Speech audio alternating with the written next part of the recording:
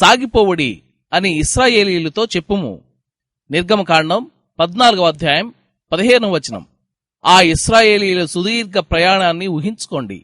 ఆశ్చర్యంతో నోట మాట రాక స్తంభించిపోయిన తమ తల్లిదండ్రులను చూచి తమ ఆనందాశ్చర్యాలను ప్రదర్శించడానికి జంకుతున్న చిన్నపిల్లలు, చావు కంటే దురదృష్టకరమైన ఆపద నుండి అనుకోని విధంగా తాము తప్పించబడ్డం చూసి పట్టరాని ఆశ్చర్యంతో గుసగుసలాడుకునే స్త్రీలు, వాళ్ల పురుషులేమో ప్రతి అద్భుత కార్యం జరిగినప్పుడు తాము ఎందుకు మోషేకు వ్యతిరేకంగా గొణుక్కున్నామా అంటూ సిగ్గుతో తల్ల వంచుకున్న దృశ్యాలు ఎన్నెన్నో.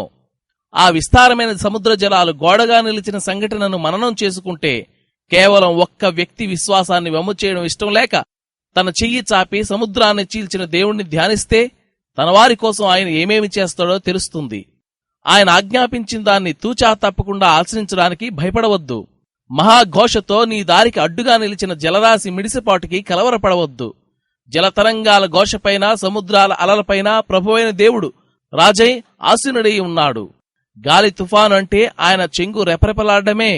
ఆయన దిగిరానున్నాడు, ఆయన సన్నిధి మన మధ్యన పరుచుకోనున్నది అన్న సంకేతమే. ఆయనపై నమ్మకం ఉంచండి. ఆయన్ని అనుసరించే ధైర్యాన్ని కలిగి ఉండండి. అప్పుడు మీ అభివృద్ధిని, జీవిత గమనాన్ని నిరోధించిన శక్తులే ఆయన ఆజ్ఞను పొంది మీకు స్వేచ్ఛనిచ్చే సాధనాలుగా మారిపోవడాన్ని చూస్తారు. ఎర్ర సముద్రం ఎదురు నిలిచింది, ఏమి చేసినా దారి వదలనంది. వెనక్కి తిరిగే వేళ ఇక మించిపోయింది. సాగరంలోకి తప్ప మరి దారి లేదంది.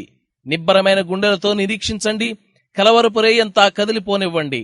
ప్రచండ వాయువును పంపి దేవుడు జలకుడ్యాలు నిలబెడతాడు.